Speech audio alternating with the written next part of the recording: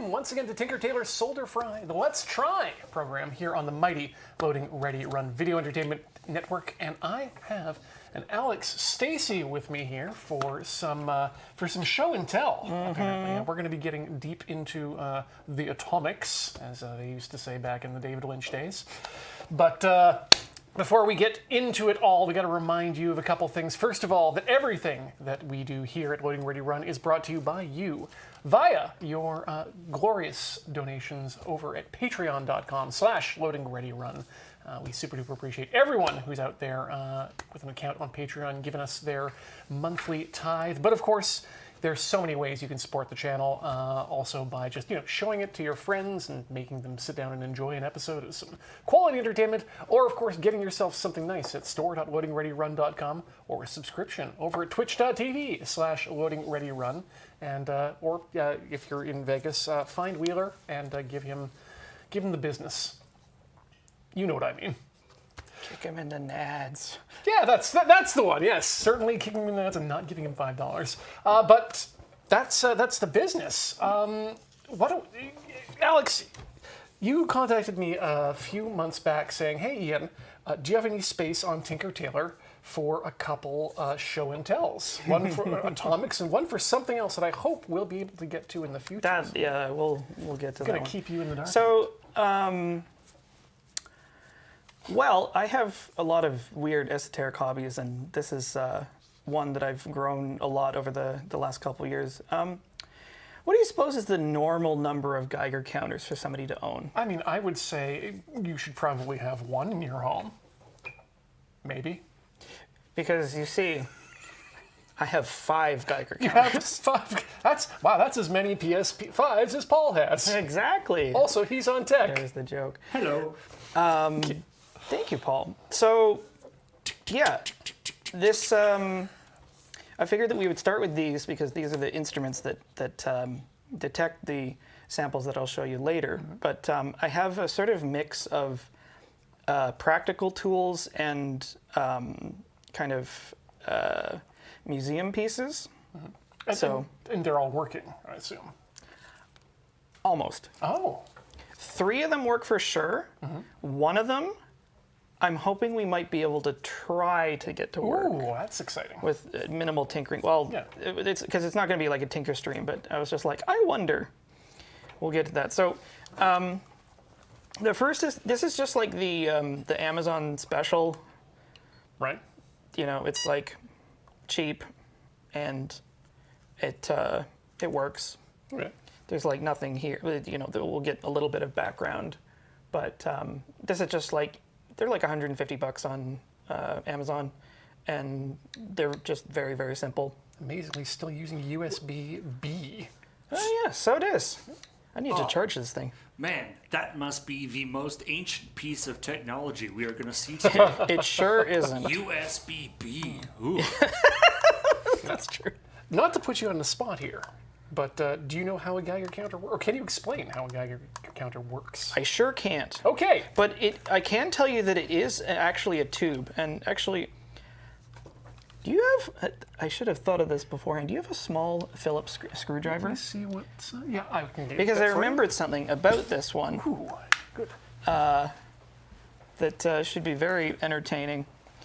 Because a Geiger-Mueller tube is an actual tube. It's like sort of cylindrical container. I believe the way they work is something to do with detecting particles moving through some sort of gas inside it, or a vacuum. Is it a gas or it's a vacuum? I don't remember. But this is... Probably a gas, given that it would need I something feel to like it's a gas. interact and emit a particle. So the reason I asked about this is because I've had this one for quite a while, and I broke it. I dropped it. Oh. And then it stopped throwing numbers, and I was like, uh-oh. So I opened it up, and sure enough, the Geiger tube had shattered because it's made of glass.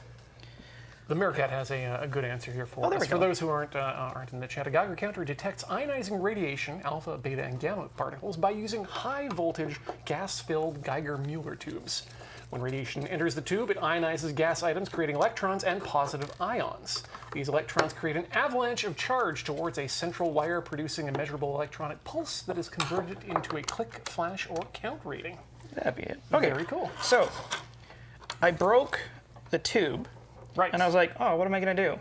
And some clever bugger on wherever, like probably Reddit, was like, did you know you can replace those tubes with Soviet surplus? And so if we Wow. can get the close-up again. Let me get the camera there. There you go. So this golden tube here is Soviet surplus. I'm pretty sure I got it from Ukraine.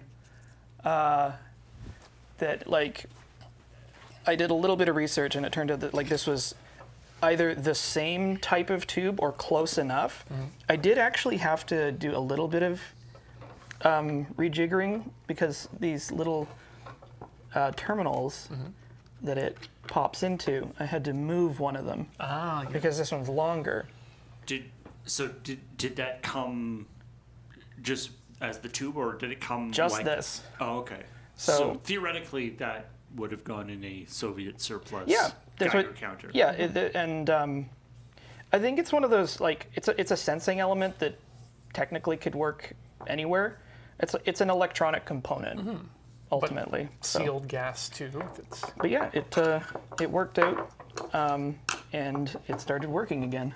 Now, So now is the technology in this, electronic Amazon tube Geiger counter fundamentally the same as in? not Original? actually, and I'm glad that you asked that because we're going to see like 3 different eras, and I'm kind of glad that we started with this one because this one is definitely digital. Like it has a PCB with contemporary digital components, and I'm sure there's a very small amount of software in there somewhere. Because it has like an LCD display, and it'll like you can cycle through the different numbers and so forth. Can it run Doom? I don't think so. That might be pushing it a bit. unlikely. But I mean, it's got to do something because fundamentally what it's doing is taking those electronic pulses that are coming out of that tube. Yeah, a Geiger tube is actually a very crude instrument for measuring radioactivity, and Because all it's doing is counting those. it's counting decay events. So all it can really tell you is whether something is radioactive and how How much in that particular direction? yeah, how much it's detecting. It may not even tell you the intensity. It's sort of order of magnitude. Yeah, and it style. also doesn't, importantly, it doesn't differentiate between alpha, beta, and gamma rays. You can sort of filter for that using shielding, That's because you can shield it, and we'll actually see that in a minute. But it's just kind of like is there radiation, yes or no? And then Now- you can make some sort of guesses. about very it. rough. How much? Now, when that makes a ticking noise, Yep. I'm assuming it makes a ticking noise when it activates. Yep. Is that, someone was saying, like, is it real? As in, like, An actual thing happening? well, is it, like, because I can imagine a digital meter, it's like, it's reading it and then giving you a number, and then it could be just, like, playing a ticking noise. It is okay. It is playing a ticking noise, but it's detecting like there's a speaker in here, Right. and it's like every time it picks up like each one of those ticks is like a neutron being picked up. Because if you've ever, I wish we had a GIF of a cloud chamber because we want to make that Very at some point. similar. It really elegantly visualizes what radioactivity looks like. The simplest way to explain radioactivity is that certain elements in the periodic table are unstable and they don't like existing.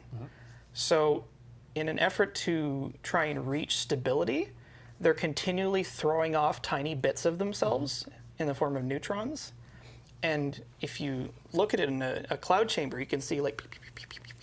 Streaks going off in all directions. So, actually, I should have done this earlier. Chad is overly identifying with radioactive material that doesn't want to exist. Yeah. 1 second. So do we have do you have some we do have a source. a source so we can Do I have a source? I'm just trying to work my way through the. Does it have different settings? Yeah, I just got to turn the ticking sound on. The reason the radiation is dangerous is that these shedded particles are moving relatively quickly. Yeah, if there's a lot of them, they knock pieces of your DNA out of Yeah. place, and then your body loses its ability to repair itself. So, background is about 15 counts per minute.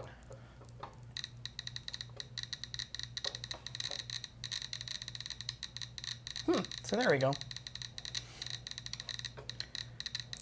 This is what's called a check source, and it goes with this one, which we'll get to in a minute. A little calibration tool? Yes. So a lot of Geiger counters and detectors of this sort either come with, or you should probably get a check source, because it's like, if you're not around anything radioactive, how do you know it's working? And you can't trust a banana. No, bananas are not that radioactive. That's just general. So a check source is like test, General test, 1, 2. advice. Yeah, okay, it's working. Never trust the banana. So next up, or further back in history, is my Eberlein 260, or actually the Eberlein 120E with a 260 pancake probe. And what glorious modern This is my baby. design. This is the one that I got because I wanted something that would work, and also would be a sort of aesthetic piece. And boy, is it. And Yeah, I mean, just I guess for clarification, in your day-to-day life, detecting radiation is not like a huge thing. no, like, it's a hobby thing. like the aesthetic and the craftsmanship of these things is really what you're more. I dig it. interested in. Yeah, I don't have any like really particular reason for it. Sometimes I'll bring like the small one when I go to thrift stores to try and find uranium glass, but that's about it. So. Last time I was at the Value Village, I saw a woman with a UV source flashing every piece of crystal. Awesome.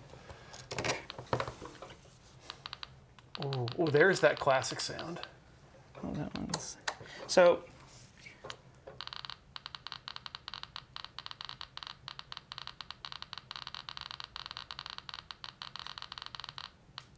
cool, huh? So this is an all analog tool. So it's like, it's still electronics, but it's all like analog. There's a little needle, and the sensing element is separate actually. Like slightly more sophisticated Geiger counters, you can get any number of different types of sensing elements. And this one just happens to use BNC. Hey. Well, hey, BNC, you've been around for a while. I guess it's just a handy because BNC is just a. Yeah, it's just a useful thing. British naval connector? I believe? Yeah. Yep. And it's just like it's just a single wire connection method. Yeah. Again, it's like not a very sophisticated signal. And this is like a wand that you can pass over things. So I have a funny story about this one. I'm actually just going to turn this off so it doesn't distract me. So I got this quite a few years ago at this point, and I was fooling around with it, and I had it sort of like this, and I was checking some thoriated welding rods, and I dropped one, and it scared the life out of me because I heard this bang, and I was like, oh shit, what did I do? Like, did I like blow one of the circuits, or did I, am I dead? And what I found out to my dismay, I probably should have brought it, is I had burst the sensing element. Oh no. So the sensing, I'm not going to take it out obviously, but the sensing element in here is a steel puck that has a super thin mica membrane. Right. And it's pressurized with neon. And so that's. And then there's a little antenna inside. So mica is in like rock, like a ceramic. It's super duper thin, and the reason for that is because lower energy particles like beta and alpha are stopped by a piece of paper. Right. And this needs to be able to sense them, which is why there's this physical grill in front of it so that it can admit particles passing through and then into the, but this is incredibly fragile behind it. So does that Amazon one also have a bit of mica in it somewhere, Nope. or is it's a whole different It's deal? that one's just like kind of raw dogging it. This one's like more sensitive. This is kind of more the same sort of idea of as a membrane microphone, I guess so. This but just for high energy particles. and you said this one is much more sensitive than the. Yeah, so it'll pick up like alpha and beta. All of these will pick up gamma because gamma goes through everything, like everything. Including Doc Bruce Banner. Yep. Do you know what I love about older tech? It's designed to be maintained and repaired and worked on. I mean, especially sort of military stuff. Oh, Just comes. this at is work. actually scientific, if you can believe that. But What so- are those? the whole thing just comes out. These are just regular D cells, but the reason they're wrapped in electrical tape like that is because these cages that hold the batteries in are infamous for flaying the shit out of the battery skin. So those fit into place, and this one just runs on regular D cells, but you can just take it out and be like, oh, what's wrong with this thing? Oh, the wire's busted or something. So, and can we see what's the equivalent of that? Is that tube that's on the? Oh, that- it's, with the green text. Or It's here. The tube is just Yeah, the tube is the phone. Yeah, it's this one would be like, it's called a pancake probe because it's wide and flat, Oh, okay. and it just like has a big surface area for picking things up. Also, the like the sound like ticking element is separate. That's the speaker. Yeah, on that's the the side. actual speaker, which has the weirdest battery imaginable. It's like a 6-volt, which I had to look around. You can find them as camera batteries. Okay. The They idea. made some weird batteries back in the day. They Yeah, it's sure like- do. It's the for some reason nobody seemed to think of that it would be useful to like Standardize? on one style of battery that they could just bring a whole ton of. Yep. Instead, Actually- they had to have like 5 different batteries. One of the reasons I chose this model is that its replacement parts are still available, which turned out was important because I broke Right. this. And I was like, oh shit. I was able to get a new one. It was like a $150 mistake, but it's better than getting like a whole new one. I guess, yeah, because they're analog technology and also not necessarily consumer products. They're not part of the enshittification cycle where everything just gets changed every year for no reason. Yeah. So this will probably be familiar to a lot of people. I have not gotten this venerable old Victorine CV700.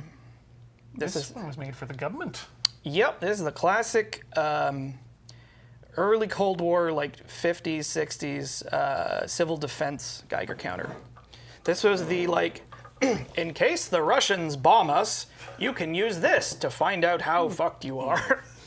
Yeah, there's a very like, I guess mostly from movies and things, but there's a very like visceral. Like if you see somebody walking around carrying one of these, Yeah. something bad just went down. Yeah, the oh, is that a check source that I never noticed before? Oh no! Just out there.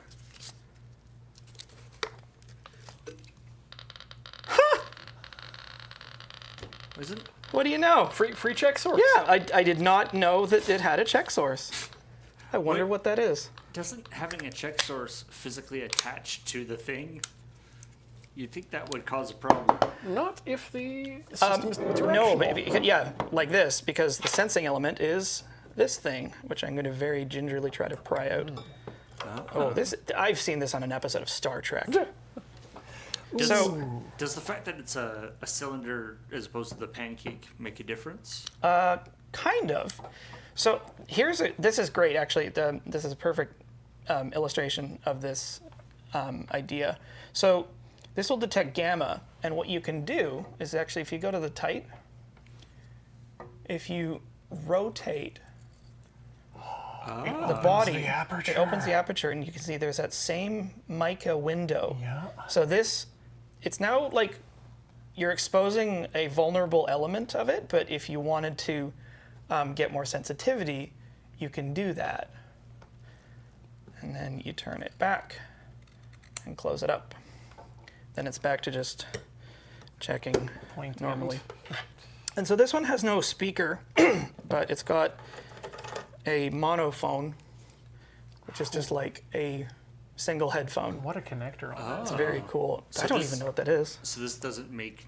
So you have to be wearing a No. headphone. It Yeah, doesn't make. well, you have to be wearing this or having an outside thing. Just a little cap. And then this one, same kind of deal. But this is even better. This is why I love old stuff, because it has the circuit diagram included on the inside.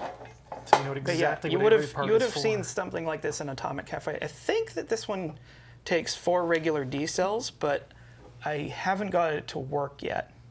So that'll maybe be a project for another day. So yeah, I guess you've got to look at that circuit diagram and see, Yeah, I mean, and it's, see if there's a problem. there's a pretty active community for this kind of thing, so there's probably loads of fixes for various budget points. I'm going to actually diverge slightly. Actually, no, this is still relevant because it is a type of sensing equipment, and it goes with this one thematically. What are you? Warning. Prevent corrosion when all battery... Remove all batteries when not in use. So, as part of the like civil defense paraphernalia, I like you would it's all also co- get it's all color coordinated. right. It's a great logo too. We have here a civil defense dosimeter, and these are the old style, and I have a couple of these.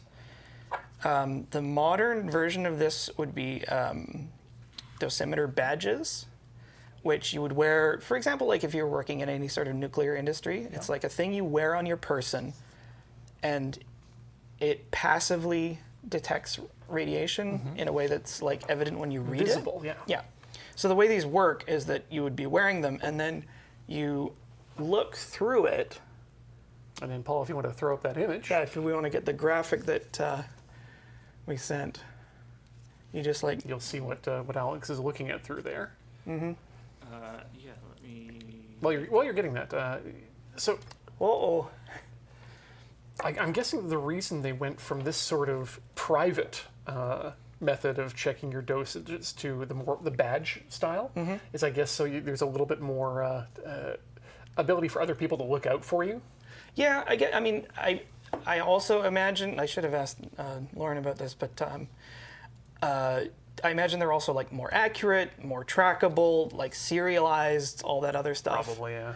I wanted to mention just a couple of months ago, maybe 6 months ago, I don't know, very, very big, popular YouTube channel called Smarter Every Day did a incredibly deep dive into he went into a nuclear power plant that was that was having I saw that its- and I loved it. yeah, it was having its control rods adjusted and stuff. But what was fascinating about it is because he's a cool guy and sort of interested in all sorts of different things.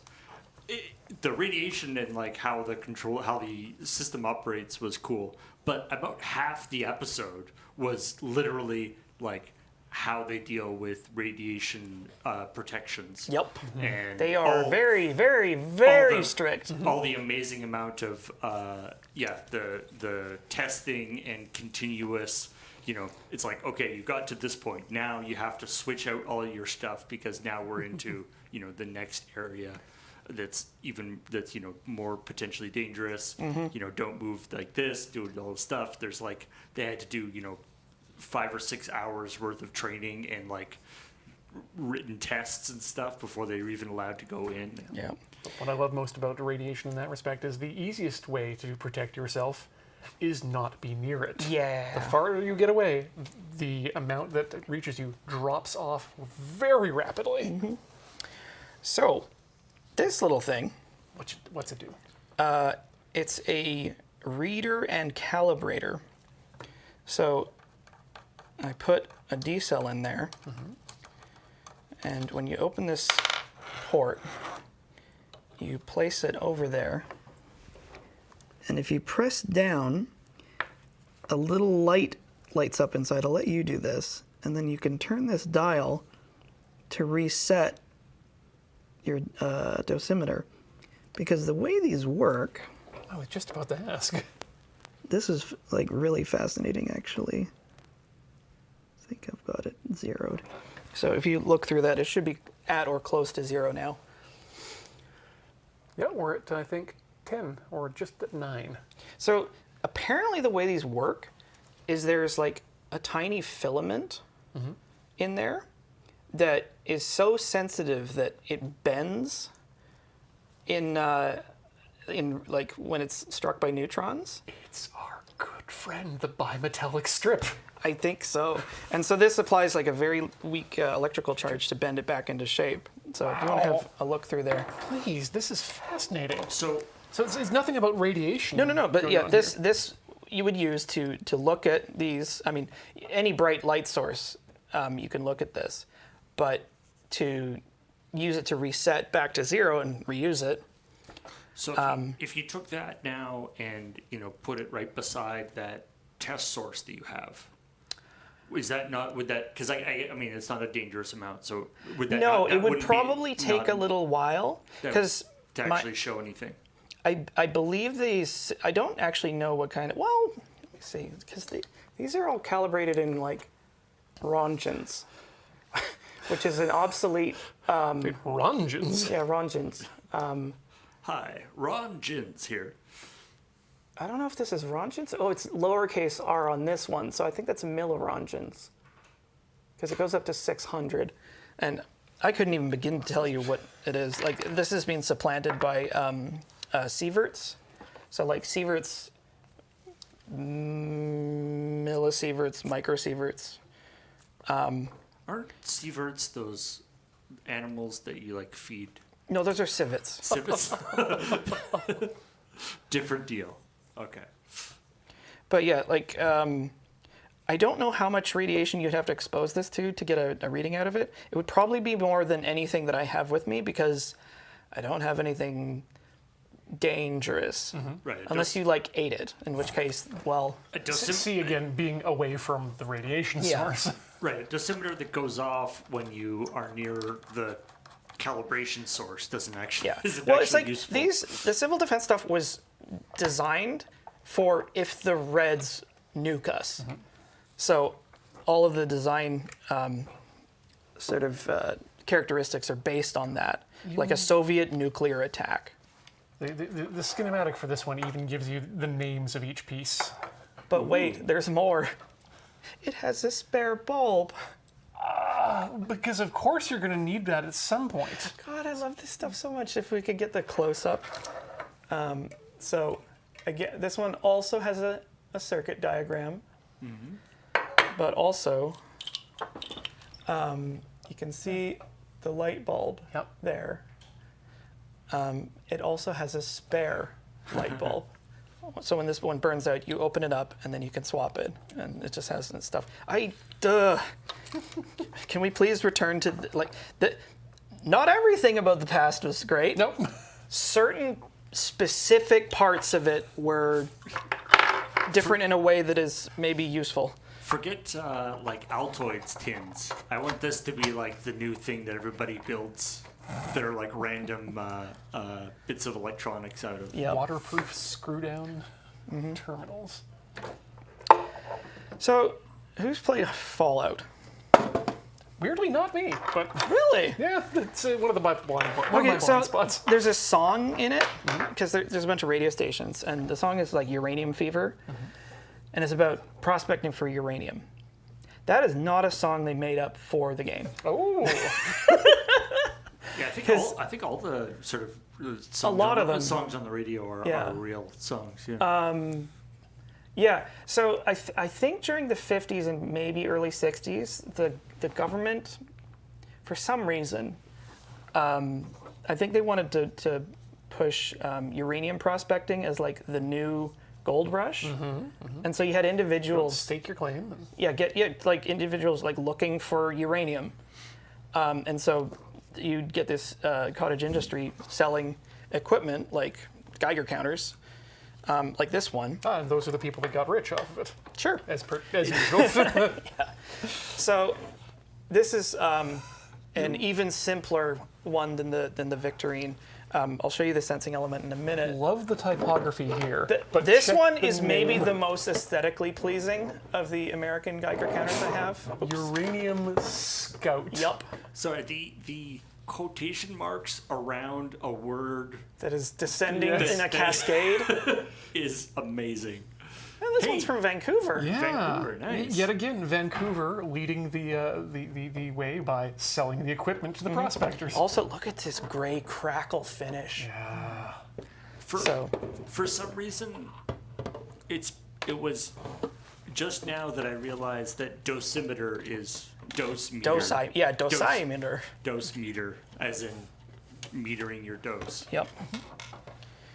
So once again, you have your monophone to listen for that tick. Was there a bunch of uranium mining like in BC? Probably. I think there might have been some. So the big difference between this one and the previous one is that this one, Smells like the past. that's because it runs on vacuum tubes. Tubes. This has no transistors in it, which makes it very strange because I was asking Ian earlier, how many battery types do you think this device takes? My guess was at least 2. It's 3. So And that's not like, oh, it can run on different types of batteries. nope, it's you need all 3 or it doesn't work. So I'm hoping we can try this out actually, because I've never gotten it to work and I don't know if it still will, but we have an idea and we're going to try it. So it takes 2 D cells. Where's my other D cell? There it is. Okay, let's see if we can count to 3. There's the plus. I feel like that's probably the plus. That would match with what I would think. That would make sense. Good lord, is it grounding just directly to the housing? Oh, yes, probably. it is. Get in there. Wow. Come on. We sure made some choices. We sure did. You remember leaded gasoline? No, I don't for some reason. There we go. Wow, that is seating and never coming out. Actually, you know what? My theory of, again, producers trying to get rich off of people actually doing the prospecting would fit with the idea of needing several different batteries for this. Yeah. So then the other 2 batteries I've never seen that are character. actually, yeah, I know. It's for a B battery and a B plus. So one of these is 45 volts and the other is 67.5. 67 volts. I feel like, I don't know if so a B battery, what we're seeing here Yep.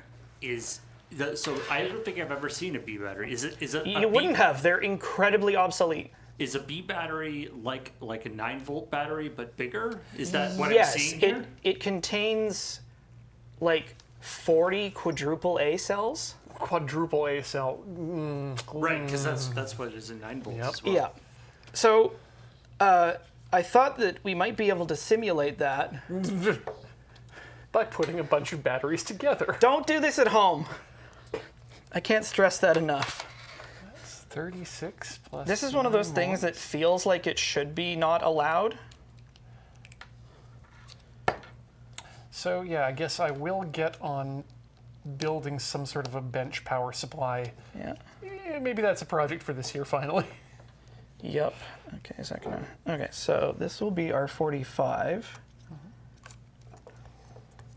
For those counting at home, the only power supplies we have in the moon base that currently aren't attached to anything are 24 volters, so not useful for us. Black is negative, right? And yeah, so that's... Usually, yes. So we'll do that. Okay. And that. Okay, so that is connected. don't think it's going to do anything just yet. Grab these every now and then just to make sure that the, the overheating is not an issue. Okay, so I'm just going to leave the check source there in case we get it going. So now the slightly more difficult one is the 67 volt. So It's larger and in charger. if force isn't working, you're not using enough. Okay, so red goes to there, and black goes to there. The broadcast cuts out. Well, that is the stiffest clip. Okay, there we go. That's good. Actually, yeah, we can just lay these down. Yeah, they don't need to be up. So now, black negative. Black. Yes, I can just sort of stick that in like that. Using insulated gloves here.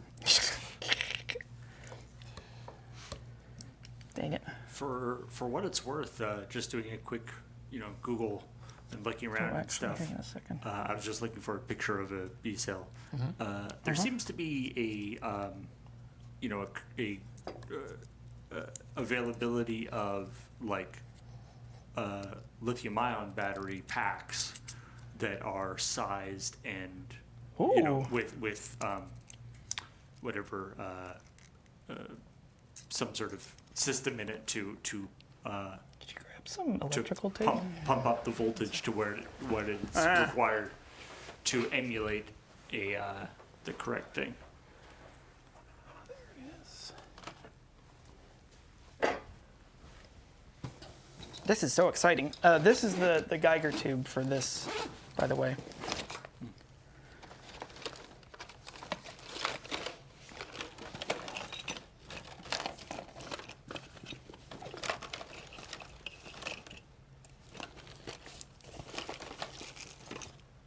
No. Aha, there we are. Ta-da! Oh, hey. I feel like I could probably build a battery pack for this, because like we actually have a battery welder at Makerspace. Ooh, one of the little spot welders. Yep. Yeah, you could definitely, out of those not lithium ion. No, they are lithium ion cells. Yeah. Okay, so let's see if we can. Taper down. Yeah, it's not elegant, but neither are we.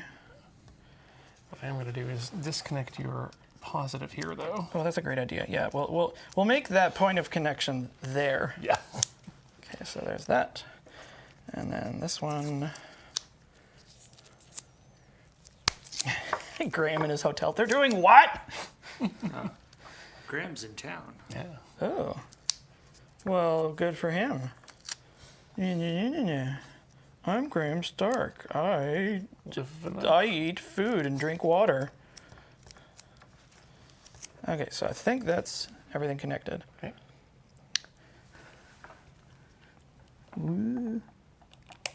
It's not sparking. I hear. I don't believe it! It's just straight up working. It's alive! Ha! So, Oh, wow, you can see. do you have the test source? Yes, It's right next that's to it. exactly what it's picking up. So the test source is, for those on camera, this little keychain here. That's your tube that's doing the actual sensing. And this is a little tube itself, vacuum tube, that's glowing from all the voltage that's going into it Oh right my now. God, you're right. So this one doesn't have a probe, like a separate probe. It's, No, it's just that. So it's just that sensing element, and then in the case, Note the red squares. yeah, that's just plastic. Oh, I see. So that's why that's there. Oh, okay, that makes Yeah. sense. I'm really, really pleased that that worked. So now that That's great. it's like on, is it actually not using those batteries anymore? Like, are those two batteries only to sort of kickstart it on? I don't know. Those batteries would be used to amplify the signal to be able to hear this sort of thing going on. And But yeah, that means that we can, now that we know that it works, I can work on making a pack that might even fit inside the housing here. Oh yeah, that glowing. That glowing one has now stopped glowing. That's so wild. that's fantastic. I'm so glad we got that to work. I am so chuffed to bits. That's super. Very, super very cool. cool. Now, if I recall my sort of safety stuff, when I was, they were always very careful to tell us in tech stuff that you stay away from computer monitors because they are basically vacuum tubes, and they hold their charge for a very long time. Now, seeing as those actually are vacuum tubes, Yeah, remember I'm what I assuming said you about probably shouldn't touch them too much. not having anything dangerous? I'm not so sure about that now. We'll just put that back there. Cool. Well, maybe a future Tinker Tailor we can put some batteries together. Ooh, yeah, that would be fun. So, but wait, there's more. I'm sure everybody's been curious about the thing that looks like a suitcase bomb sitting next to. Oh, wait, actually, just before I get to that, I almost forgot. The Uranium Scout came with this very fetching real leather, Yeah, it seems, wow. That is... carry case with Ooh, a nice lanyard strap wrap. that would clip around here so you could go prospecting. Handsome. Very handsome. Can you just imagine the guy doing the sales pitch? But wait! This one comes with all the paperwork. Oh, wow. So we New have box. a Fisher Research Laboratory tag. This is the QC sign off. And then in this envelope, the operating instructions from Fisher Research Limited, 1272 West Pier Street. I wonder what's there now in Vancouver. We have a warranty card. Hey! This instrument is being carefully tested before leaving our laboratory and was found to be in perfect working order. Should it, for any reason, be inoperative upon arrival, we suggest you file a claim against the transportation carrier and notify us immediately. And it goes on and on. I'm afraid, I feel like maybe this video might violate your warranty. Yeah. Unpack with care. It's a little thing there. Thankfully, the tag actually lets you know that the batteries are outside the warranty. Oh, good. Just a stapled, Is that- typewritten, not even type, that's it's got- mimeographed. Is that an invoice? What is that? No, this is the instructions. Oh. Yeah, how... This has not been typed on a typewriter. This would be would have been typed originally and then gone through a mimeograph machine several times because of that classic blue Oh my color. God, you're right. Yeah, because the whole thing looks like one ink stamp. Yeah. Weight, Whoa. 4 3/4 pounds. How about that? See, this is exactly the kind of stuff that I love about this. So, we put that carefully back from whence it came. Frame that up. Also, look at these like giant staples on the inside. Oh yeah, this is a. Well, it is made with real leather. I don't think that was because it was a cost-saving measure. Well,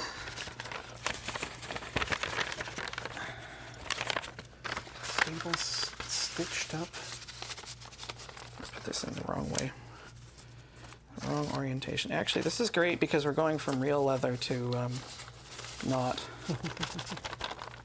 Reconstituted cardboard. Okay, so. What a great little case. All right. Now, my favorite, perhaps. These over. Oh, by the way, here's a a B-cell radio. Whoa. What I'm Six- liking about 67 volts. what I'm liking about all these B series batteries that I'm seeing here in the chat and up here right now is that they have screw terminal tops. Oh, that is nice. That would have solved all of our problems just a few minutes ago. Meanwhile, behind the Iron Curtain. Is that a little bit supposed to be there? Yes. Okay, good. It just looked out of place. Oh, what's the name of this? It's in Cyrillic, so I don't remember. Sure is. It's like something 5A. This is kind of the equivalent of the Victorine, except for the Soviet Union. This would be like the sort of public Yeah, and defense force. it's actually, I love living history on stuff when you can see the sort of like the sign of the times in the design. So if you are able to, actually, let me see. I think you'll need to tilt it up just a little bit. Yeah, can you tilt the... So inside the flap here, which Ian will focus on momentarily, Good as you're gonna get. is what these all are acceptable limits for different types of foodstuffs. So like milk and eggs and water and flour and that kind of thing. So it's like you would use this hypothetically to scan your food supply and determine whether it was going to be bad for you or not.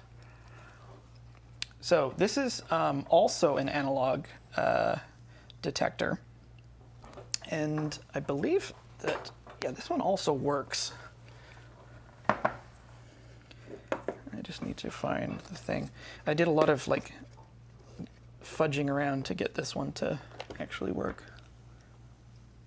Now I need to remember which one is which. Positive, that's positive. Now, is it Soviet positive though?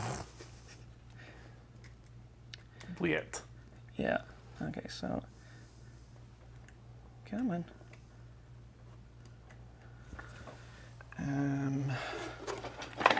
So this one also doesn't have a speaker, but it does have a set of headphones.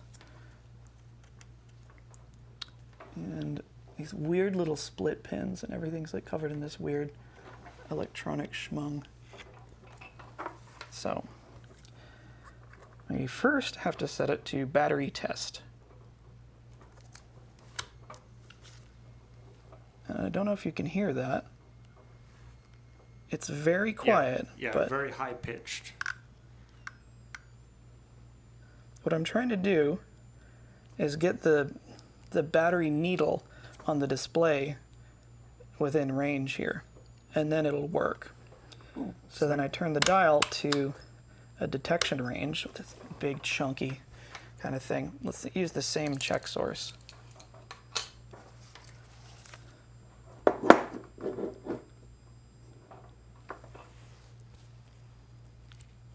No, that can't be a probe. I've seen that on Ghostbusters. So you can sort of hear it a little bit, but what I'm going to do is this probe, like the previous one, has a window that you can open.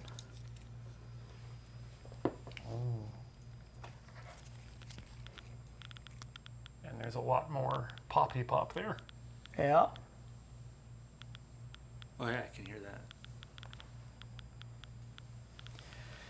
I'm not sure what exactly causes that, some sort of weird electronic thing, but it's very cool. So, yeah, it's otherwise basically the same sort of idea.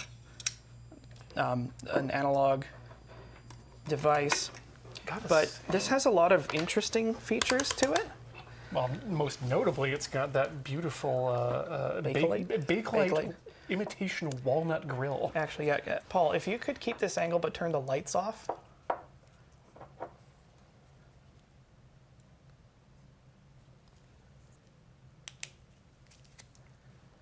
Oh. It has glow in the dark display.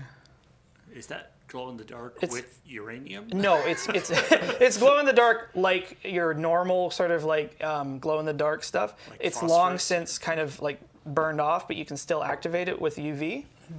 So it fades out really quickly, but you'd be able to read the dial by darkness. The kit. Sorry, go ahead. So I wanted to. When you showed the top of the thing, I took a screenshot and I'm using my using my phone's Google Translation. like the translation thing. Yeah. It's not all. It's not food. Oh, isn't it? So the top thing is it. I mean, this is the translation is kind of weird, but it's open body areas, and then number 2 is mask, Oh, and then underneath mask there's like I wonder where I heard that it was food. That makes sense. underwear, how much you're, and then uniformed, internal military equipment. Construction inside and outside. So inside is the 90, outside is the 450. Passenger okay. streets, and then so then number 9 is dishes, is the 0.1, and then Right. 10 is food containers 0.2, Ah. and the last one is water pot 0.4. Well, that's just- very cool. Again, all about keeping the radiation outside of you.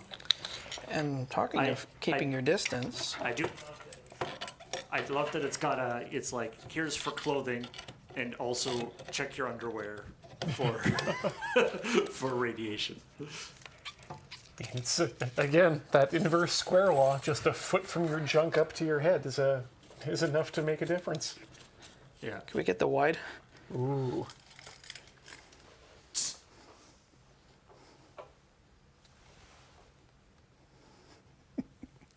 So yeah, it has this extendable wand, so you could carry this around, and like sweep it close to the ground, or like stick it into wherever you wanted to On detect top it. of bookshelves, where dust might settle. It's unbelievably heavy though. It's you. Like that probe weighs a gazillion tons. No, this is good workout for. Yes.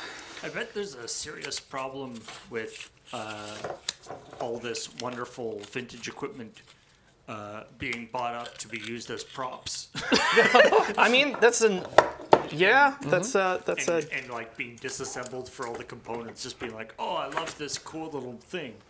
Well, we were just talking before the show actually about how much the dosimeters look like the command cylinders that they'll use in the Star Wars movies for the Imperials. I remember that there's a wonderful story about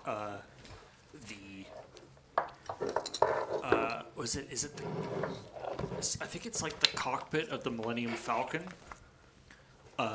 used the like internal front, or the internal moldings from a particular kind of car Oh, I believe that. for the model, and so people have been trying to build their own versions of it, and so to the extent that it actually somebody actually basically remade this molding, dash molding from this particular model of car, and people are so people could buy it and make their own Millennium Falcon setup. It also meant right, it's the Han and Carbonite, not the Millennium Falcon. The Han and Carbonite panels are from the dashboard of a particular type of car. Interesting. And so people were buying up these things, and then somebody actually made a mold and made it so they can make more. And then people who were antique car restorers Came back to them. were like, oh great, That's so we can funny. get this thing again. Okay, so when I first opened this up, I did not expect to have my breath taken away the way I did. God, the rotary because encoder itself is just. I've seen a lot of like old American electronics interiors, but I'd never seen Soviet ones before. Oh, And that- actually, The like 0.1 times or 1,000 times or. This kit actually comes with its own screwdriver, by the way. Oh, wow. 1 second. I mean, again, it's something you probably don't want to be searching for. Isn't that beautiful? Hinge is open. Okay, so the cable bundles Oh yeah. are done up with twine. Yeah, that's real the Lacing. cable lacing. Yeah. Yep. And there's like, I think it's waterproofing or some sort of sealant applied to a lot of the terminals. And just like the coloration and the sheen of all the components is so different from anything that you'd see stateside. Was that another extra light? Maybe. Oh, no, that's a tube. I think these two Those are might light actually bulbs. no. These are the ones that. Well, there's actually a backlight for the display. I forgot. You can just turn on. Yeah. But yeah, But it is interesting that, like, you know, there's something of a, sometimes there's a perception of sort of Soviet stuff being kind of rough and ready. kind of. It's weird because there's some stuff that was kind of slipshod and other stuff that was like extremely sophisticated. It's like they did have a whole nuclear program. nearly It went blew to the up moon. sometimes, but you know, they did get into space first. But it is like, it is really interesting. Like, it is, you know, it is using obviously a lot of similar technology, but it does look sort of fundamentally different. Like, if you were just looking at the internals of this versus the internals of an American or a British system, you know, you could tell which was which. Oops, yes, I so totally am. It was really funny. I heard an anecdote about how when the Americans first got some captured MiGs to reverse engineer, they initially had a good laugh and felt sort of relieved because it's like, oh, look at these idiots, they're still using vacuum tubes. Until they realized that that was on purpose because the Soviet military doctrine was that they were meant to continue operating after an EMP from a nuclear attack. It was like, oh, I see. I mean, that's actually a good point. Not an EMP, but like, you know, the sort of Amazon Geiger counter that we were looking at the very beginning Yep. has a bunch of electronic components on it, which theoretically would be interfered with by radiation. Yeah.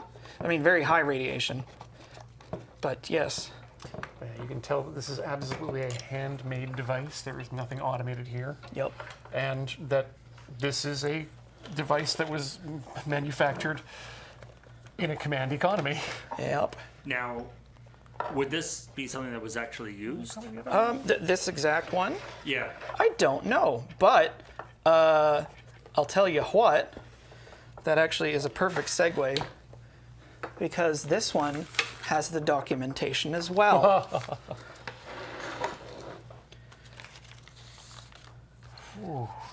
And wait, there's more to it.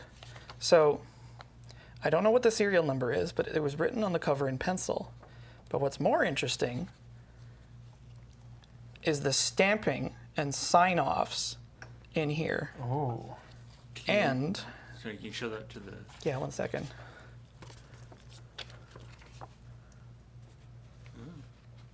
Nice. About there, yeah. So that would have been, I think, when it was manufactured. And I don't know if it's this manual or the next one. Ah, yeah, there we go. Okay, so there are handwritten calibration notes in this. So this would have been used somewhere at some point in time. I think the date is 71? I gotta get somebody to read this at some point.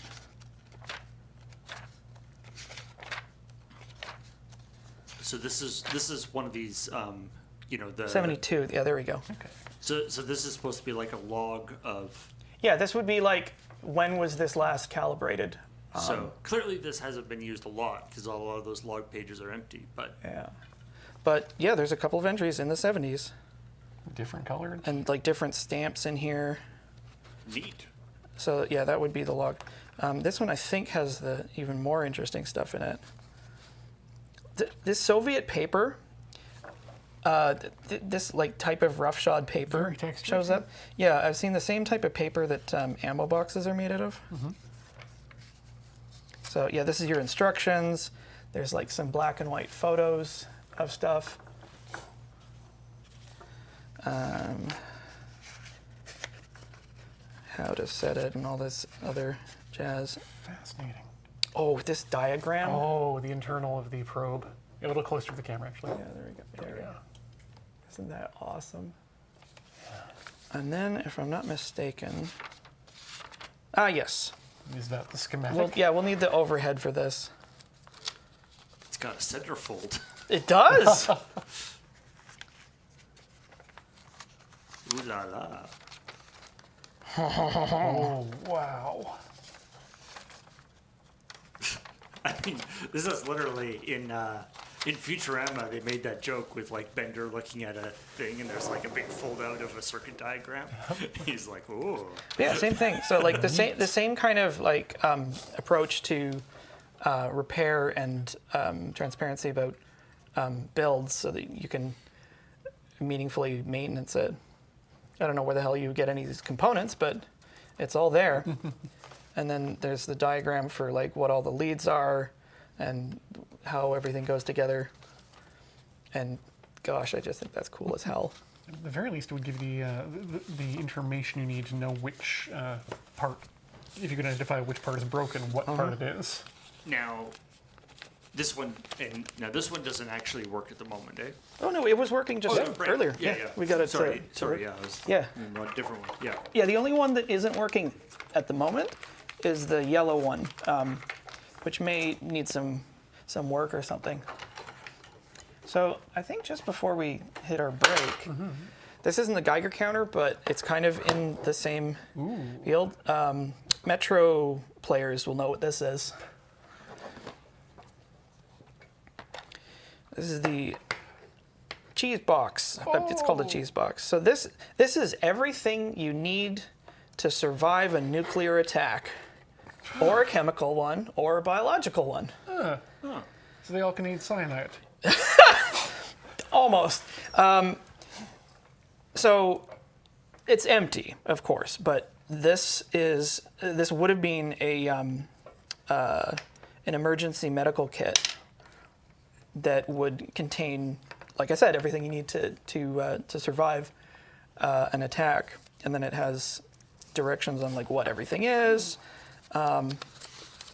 This one has been signed. Yeah, this is the quality control sign off. So it would have like analgesic, antiemetic. There's something for nerve gas poisoning. Butt ton of iodine. There's no iodine, but what's fun is usually these kits don't have the morphine stirette, and this one did. It's obviously not full, but this is a morphine stirette. Wow. That if it was filled with morphine, you would just stick that, jam it in and squeeze it. But I was really entertained that I found one that did have this. I actually asked a member of our community, pharmacist Judge, how practical it would be to actually get this filled. And he was like,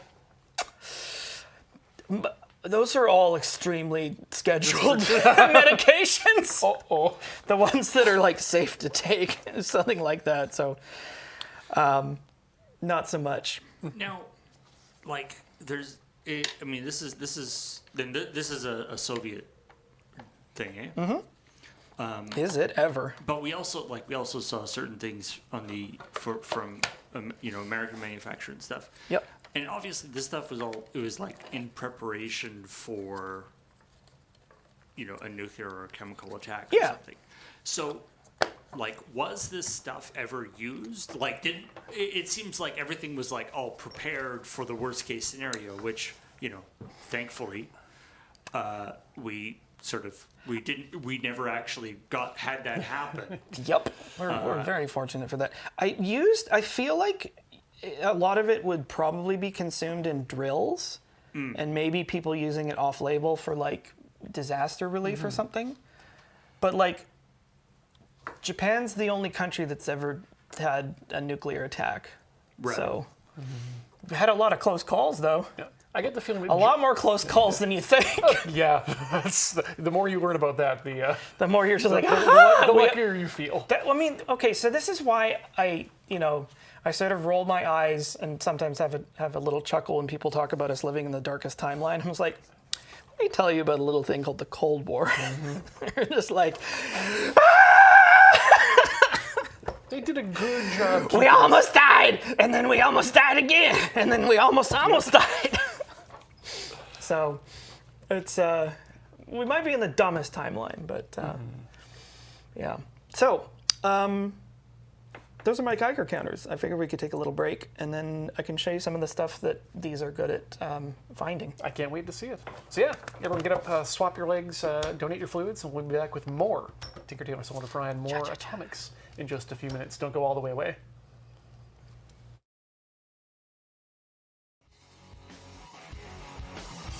Welcome back to Tinker, Tailor, Soldier, Fry, here on the mighty Loading Ready Run Video Entertainment Network, where Alex Stacey is giving us the business in terms of atomic Giving you the fun. gears. Yeah. The gears. Metal gears. So, this modest little selection here is not as big as the rest of the stuff, but I'm hoping that the things to say about it will be interesting enough. Well, first up, before I get any further, can I ask a question about that little blue thing that you're keeping your check dose in? Because I noticed it says patient on it. So, this, let's see where. Actually, yeah, let's I'll get it yeah, down. that's a good spot there.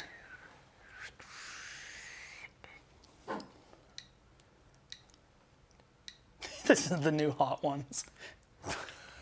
That's true. There we go. Okay, so here's this is the check source from the Uranium Scout that we had earlier. Right. And it's just a little piece of foil. I'm trying to remember what this is actually made out of. I want to say americium, maybe? That's the one that I they don't know. put in fire extinguishers, right? Not fire extinguishers, smoke detectors. Well, they used to. Gee. Foreshadowing. So this is what's called a lead pig. It's the pig. I don't know why it's called a pig, but it's a little container made of lead, which is useful for handling nuclear sources because it is the most inexpensive material that blocks the most radioactivity. And this one is just like, it has a sort of screw top. So it's like I feel like this kind of thing would be for like a medical isotope or something. Probably. Or Or just or a like- sample of some sort. Yeah, exactly. It's like this is the contact solution or whatever that they stick in you. I don't have a current, like this is just a sticker that I didn't actually fill out. And I keep this check source in there because like this is, of the stuff I have, this is like modestly spicy. Like again, we're not in danger of Yeah, being so- exposed to a lot of radiation here. The people who are currently on their way to Las Vegas are getting a bigger dose than we are right Oh now. yeah, definitely. They're getting a way bigger dose. So this is a lead pig. This is also a lead pig. This one that I made. Ooh, self-made. I'm very crafty. So I made this out of like an old gas cylinder and some steel bits. Now with the caveat that this is absurd overkill for anything that I have, it's still very cool because it has like this enormous lid. Ooh, yeah, plug. Giltar has an important question I'm curious about as well. They're asking, are any of these orphan sources? And could you explain what an orphan source is? I would love to. Are they orphan sources? Kind of. Okay. Okay, so an orphan source refers to any radioactive source that has been separated from its context. So what that means is, say, okay, the best example I think would be like a medical imaging machine, because they They've just got they have stuff like gamma irradiators, where it's like, to do medicine, we need a very strong radiation source in a very carefully controlled machine that will shield it when we're not worrying about it. Kind of like a reverse camera in the sense you're opening up an aperture to let some light out. So a lot of times they'll use like cobalt. Cobalt 60 comes up a lot. Maybe like not thorium. There's another medical isotope that they use a lot, and I forgot what it is. But anyways, it's a chunk of radioactive element that's entire purpose in life is to be really, really radioactive. And so they'll put it inside like a machine that will contain it, and it becomes an orphan source when that part becomes separated from its machine and goes missing. And I would assume that there's a lot of... it happens by accident, and it happens on purpose. You're not the only one of your kind. It's true. So, like, a brief kind of... a brief sort of overview of, like, one that's, like, a really important, dreadful one is when the Soviet Union was riding high, they're looking for all sorts of ways to, like, own the Americans. And one of the things they thought up was, we're going to put radio repeater stations around the entire perimeter of Russia.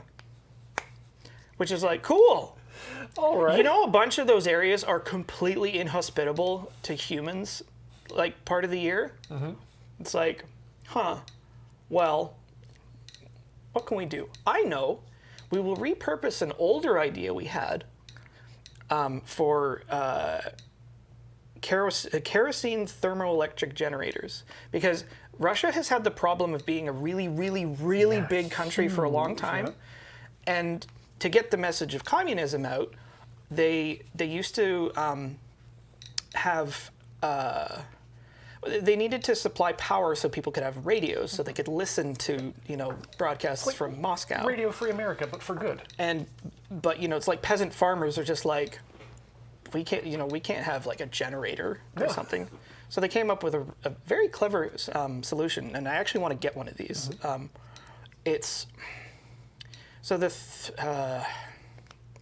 thermoelectric generator exploits the Seebeck effect, which is that differing temperatures can generate a small electrical charge. It's like the opposite of the Peltier effect. Yeah. Which you use for cooling. And they had these sort of lanterns that would run on kerosene, and the kerosene would supply the heat, and that heat would be turned into a very small charge, but just enough to run a radio. There's actually a few camping pieces of camping equipment that you can do that do a similar thing, where you just put this block on top of your jet stove and get a USB connector out of it. Yeah, it's like the efficiency is terrible. It's terrible, But there's no moving parts. It's very simple, and it works. And it doesn't need a lot of power. So they're like, I know, we can do these repeater stations like that. But wait, what if we replace kerosene with a radioisotope? If it works in space, it should work on Earth. Well, the Americans did space RTGs, which are called radioisotope thermoelectric generators, which is the same idea, except the heat source is coming from an unstable element. Often plutonium. Yep. Yeah, so if you didn't know this, certain elements of plutonium are so radioactive, they are just thermally hot. For like 20 years. They're just really, really warm. Yeah.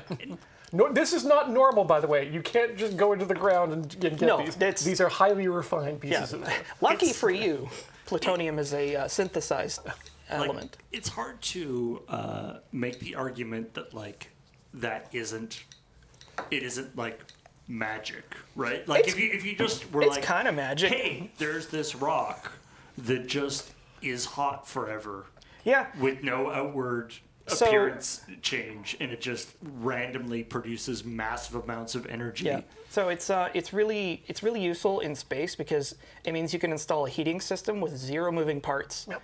So like if you needed to keep sensitive electronics warm, you can just put like an RTG in there, or to get a small current to run a radio or like a repeater or whatever. So Long range probes, perfect for that sort of the Soviets were just like, we can put them on Earth. That's fine. Why not? What do the Americans know? Just make some signs that tell people to never go near them forever. It was really convenient because they could helicopter them in, set up this radio station, and then just Never bog come off. back. And now, to be fair to the Soviet Union, when it was still together, they did have a maintenance schedule, and they would check up on them and like make sure that they're still working. But then when the Soviet Union collapsed, did that infrastructure. Yeah, that's no one's job anymore. Yeah, it's nobody's job. So you had these incredibly remote chunks of mostly strontium-90 because it was cheaper, But still extremely like radioactive. just appallingly radioactive. And oh god. And then, So- over time, the exact location of them starts getting a little fuzzy. Oh, it gets worse. So when the Soviet Union collapsed, you had a lot of broke people trying to figure out ways to earn some money, and a lot of the way you would do that is by scrapping old Soviet infrastructure. It's like you chop up some MiGs and sell them on the black market, and people would try to get anything they could lay their hands on, including these RTG units. Now, if you were going to manufacture an RTG unit, you would probably want to use tamper-proof fasteners, right? Generally, yeah. You would. You wouldn't want people getting in there Yeah, they didn't. You can open them with regular tools. because that was a lot easier to do, I guess, and they're in remote locations So- where people are never going to get to them. You have stuff like these horrifying photographs. Oh, no. I've seen this. The terror of emptiness, because it's like one of these RTG units that's like, they're enormous. They're like the size of this table, and they have these radiator fins on them. And it's one on its side with the cap off and an empty metal receptacle inside. And it's like, we know it's not here, which means that, and it's like, it's not like it can be, it's not like it's gone. It's Yeah, somebody took it somewhere. Someone it's just picked somewhere, that up. and wherever it is, and it's causing trouble. So there's numerous events like this where that happens, where people steal it like that. There's one that I heard about with I actually love this. Do you know how they X-ray welds? No. This is Well, I do know that they do X-ray wells. This is really clever, actually, because it's so stupid. So when you're doing really, really high-end welding that has to be, it has to pass just the highest possible standards of quality, you have to X-ray the welds.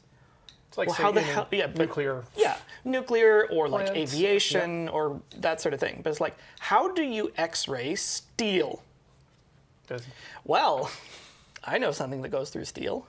Gamma rays. So what you do is, if you have, say, like you welded a pipeline, you go to the inside of it and put a piece of radiation-sensitive film. And then there's a device that is a large block of lead, and you connect a hose to one end, and the hose runs over to where the it's so much dumber than you think it is. No, but I read a disaster report about this. The hose runs over, and you fixture it to the opposite side of where the film is, and then you connect a different hose to the other end, and you stand a long way away Because there's a hand crank, and you Yep. turn it.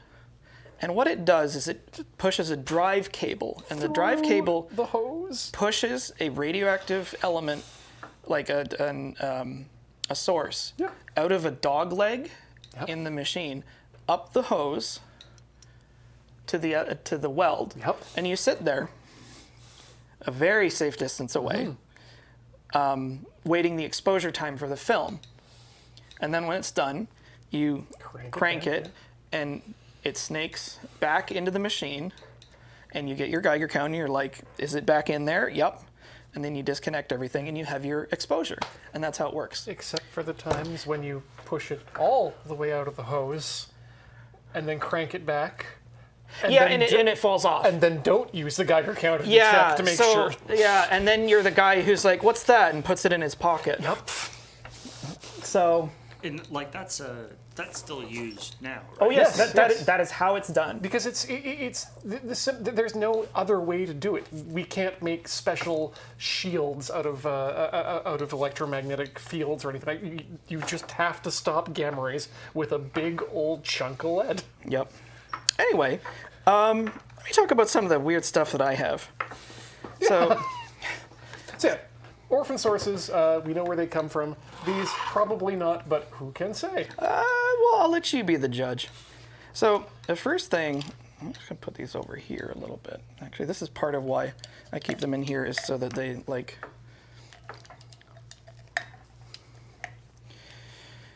isolate them. So, here's another thing about radioactivity is that because it's not well understood by the public, it's really scary. Well, And it should be. Well, it's Because it's invisible. It's invisible. You can't feel it. You can't. Yeah. And Humans have no sensory apparatus to detect it. and it's and it can be sort of delayed too, right? It can be like Yeah. it happened 3 days ago. And now you're fucked. Yeah. The thing with detection is that the equipment that detects it is really, really, really sensitive. So it can pick up on tiny amounts. And the way it gets reported on sometimes is incredibly misleading. It's like, it's 100 times background. And 100 grains of sand is not a beach. So, these are some pieces of thoriated welding rod, the same ones that I busted my first sensing element with. For anybody who does TIG welding, you have these rods of tungsten that you sharpen, and it forms the electrode point. I don't know why some of them are thoriated, but they contain a very small amount of thorium. I'm sure that someone in the chat will give us a heads up on that, but thorium being a radioactive metal. Yeah. So it's a little bit more. Actually, this is about twice background. Because background radiation comes from rocks in the ground. It comes from cosmic rays. That's the reason why when you take a transatlantic flight, you get extra radiation because you're closer to cosmic It rays. is literally just the atmosphere itself absorbing radiation for Yup. you, on top of the magnetic field around the Earth. But that's another thing. If you live in a stone building for a year, you get a small amount of radiation. So this one's not, like, this is one of those samples where it's just like, oh, this has like a measurable amount more than something that I would have otherwise.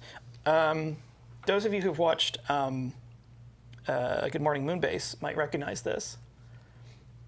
This is a piece of uranium glass, which I think, I detect. Yeah, let me get a little bit more. Why uranium glass? Well, it was the 30s or the 20s, and they were doing some weird stuff.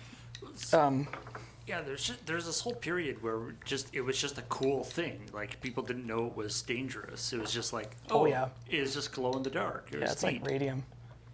But yeah, so it has this very distinctive pale green appearance to it. But if Paul would dim the lights for a second.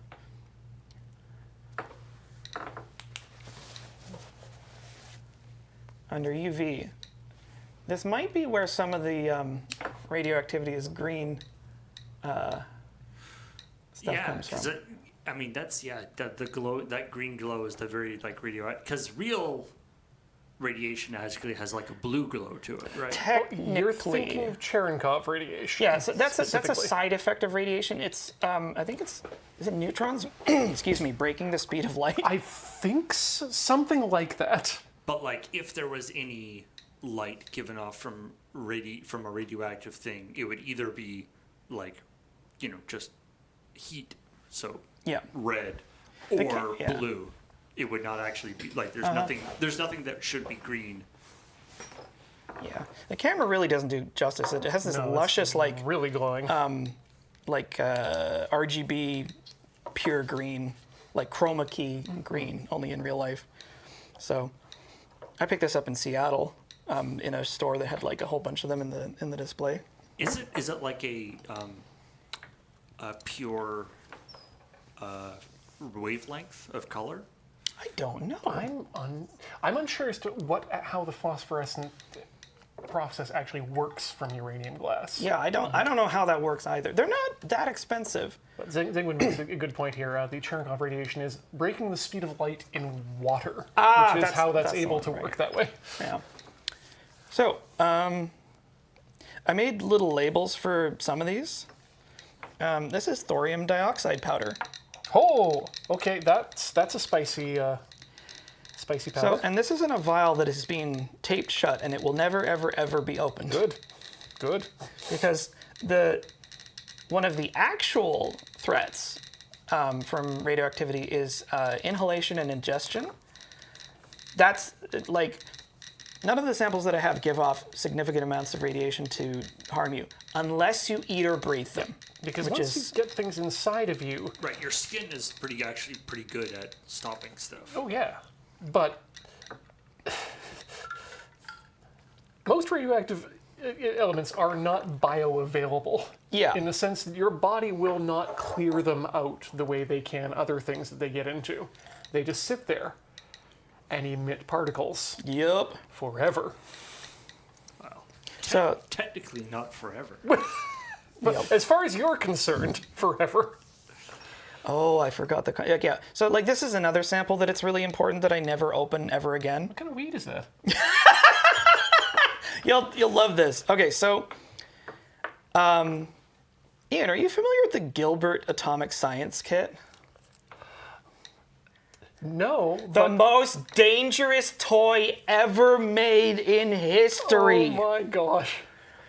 In the 50s, when people were differently stupid than they are today, I don't remember what company made it, but they made a science for kids kit called the Gilbert Atomic Laboratory.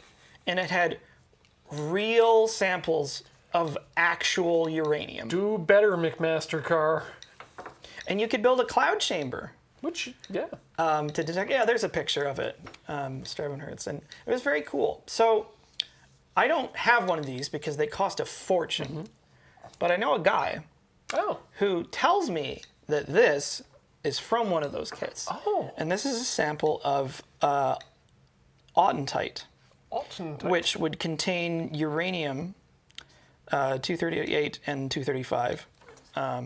So that's the sort of the ore you'd get out of the ground then. Yeah, like I believe that this is just like a naturally occurring rock. But there's I want to definitely get the close up on this so you can see why I have it in this little container. So here we go.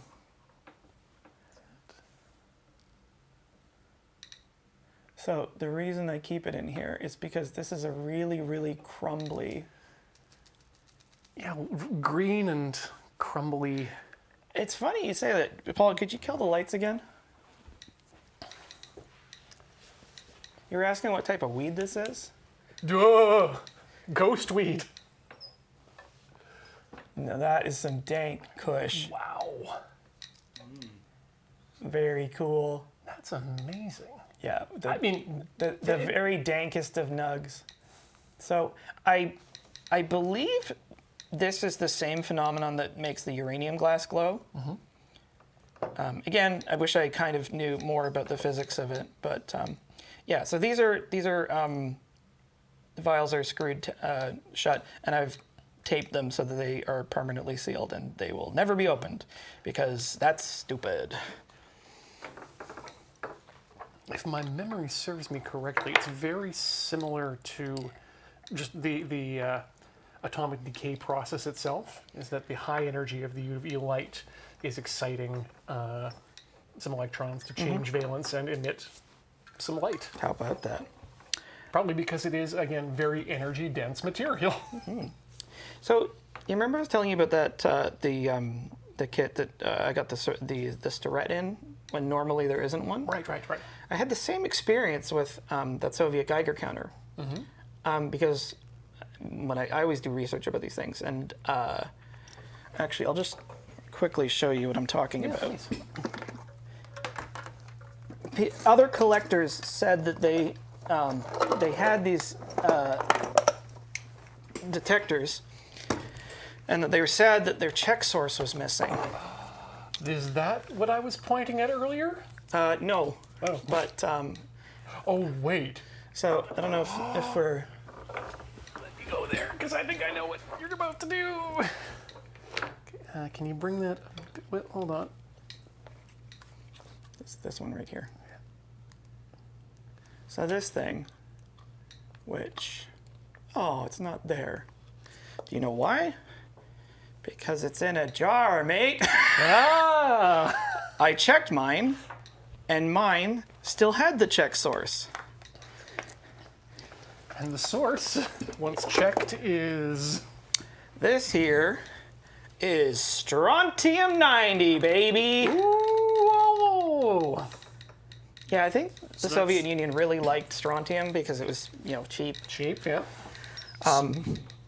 So that's a much stronger check source than the other. Actually, yeah, let's see. I guess not really. Oh, no, I think this one's worse. So one of the things I really, really want to get, and if anybody's in like a spectacularly generous gifting mood, there's a thing called a radia code, which is the most inexpensive consumer grade scintillator, which is it's better than a Geiger counter because it evaluates the is it the electromagnetic signature? It forms like a spectrogram of what it detects, and you can use that information to deduce what isotope it is. Right, because it would be based off of what it's outputting. In terms Yeah, of so you can be control rate. like, this is radioactive, and it is coming from cesium. And it's also like smart tech enabled, so you can put on your phone and all this other stuff. So I would love to find out what this is. This I'm positive is strontium 90, just due to my research. But it's this little metal button. That just lived behind the flap. Yeah, just live behind the little flap. Oh yeah, Soviet DP5A Geiger counter. So this would have been to check and see if it was working. So you were talking about orphan sources? Mm-hmm. Now, is it still an orphan if someone has found it? I mean, if you've reunited it, that's probably no longer an orphan source. Yeah, I mean, it is funny that you were talking about americium smoke detectors. Mm-hmm. Oh, no. Because I want to say in the 70s, they made a bunch of smoke detectors, and they were unnecessarily radioactive. They were hot, Yeah, they're yeah. very hot. Actually, it's funny, the way a smoke detector works is it uses a mild radioactive source, and it's like a reverse switch, where when enough of the radiation is being blocked by smoke particles, it goes off.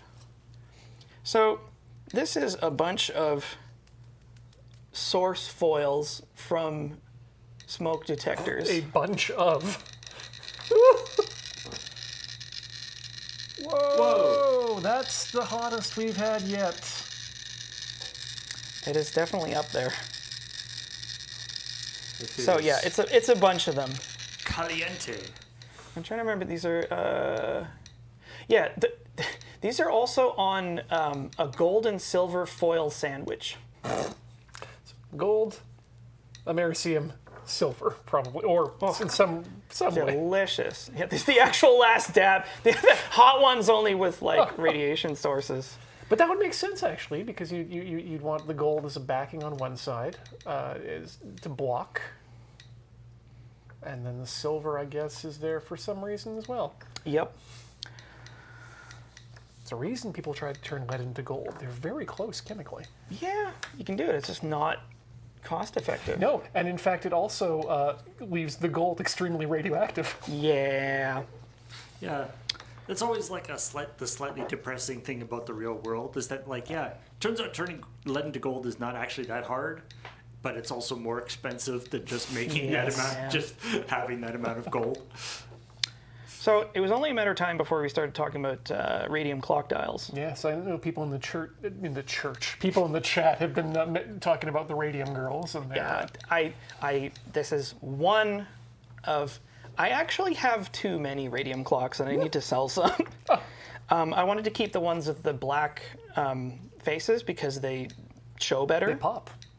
Actually, Paul, if you want to kill the lights, and we can Show off the UV.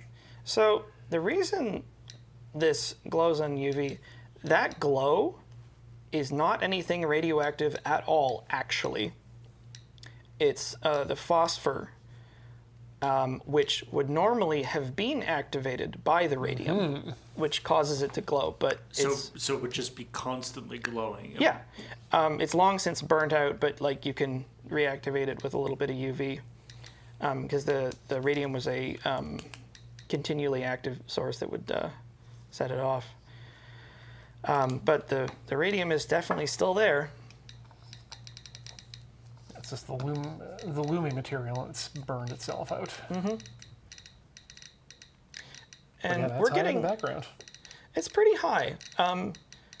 It gets really high if you take the clock face off, which I'm not going to do, because again, the danger with like radium clocks are perfectly safe to have on a shelf.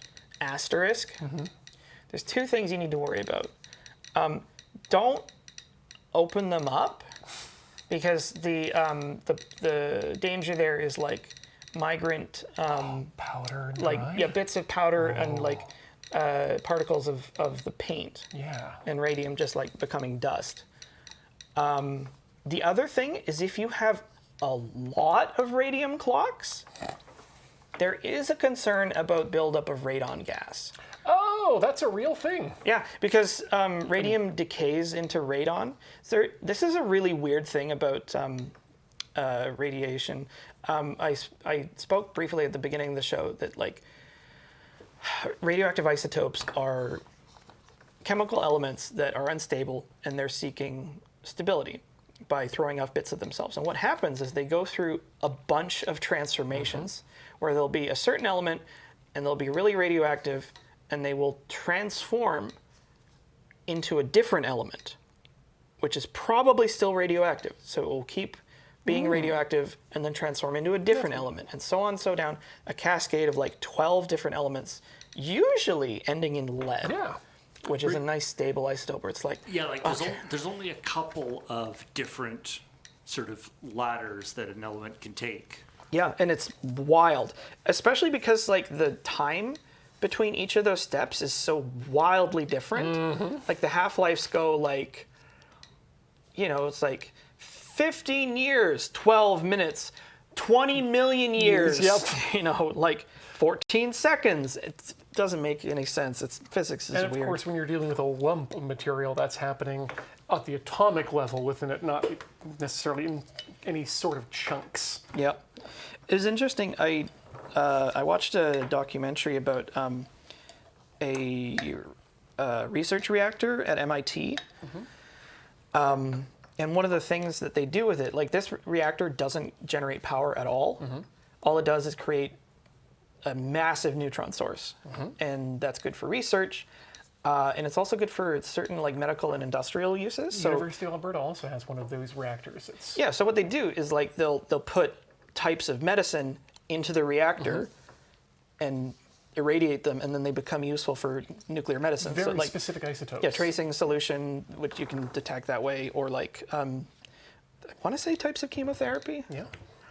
But also for certain industrial or just like electronic uses, for example, you can take silicon and put it into the reactor, and it undergoes a process called doping, where the neutrons, in the same way that they would knock apart human DNA, will knock away certain atoms in the silicon structure and selectively transmute some of it into phosphorus, and then the silicon changes characteristics and becomes a semiconductor. Which is how we get the chips. Magic. Poke that sand. So I've got three more, and I am sort of slow rolling you. Oh no, this is because, well, these ones are very, very exciting. They're probably not the hottest that I have. But just being hot doesn't necessarily make it interesting. Yep. So this is a little rock that I got for my birthday. And As one does. Ian, would you like to read that card? Oh, great. Oh, hello. I think Stacyite. Uh-huh. Charolite, from the Kar River area in Midburf, Mass, Northwest Aldan, Siberia, USSR. Use UV lamp. So if we could use the And lights. again, in Russian. So this one's awfully small. I gotta, there it is. You might be able to see it on the other camera. Oh, yeah. Yeah, there we go. So Yeah, if I there's a can- little bit of green glow there. Hold up. that right there.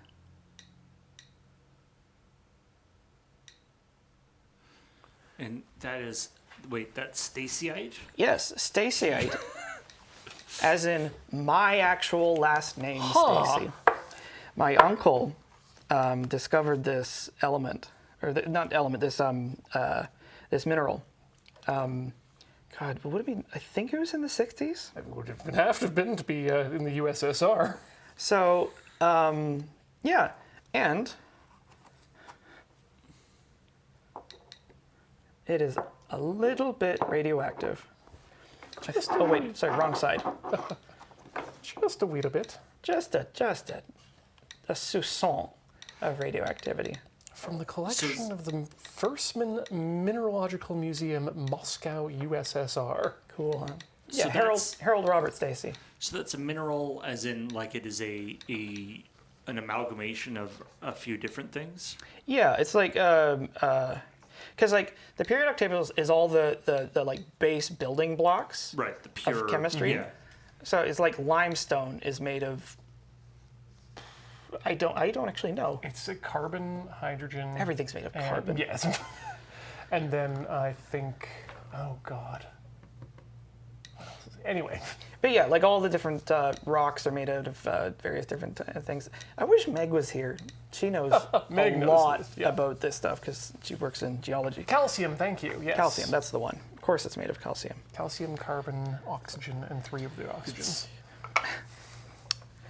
It's interesting, the different things I have that 2 of them. we sort of, interesting the different things we've decided to sort of label, to give names to. It depends a lot on, how useful we find them as humans. Yeah. Yeah. So this one, this is a different sample of Stacyite.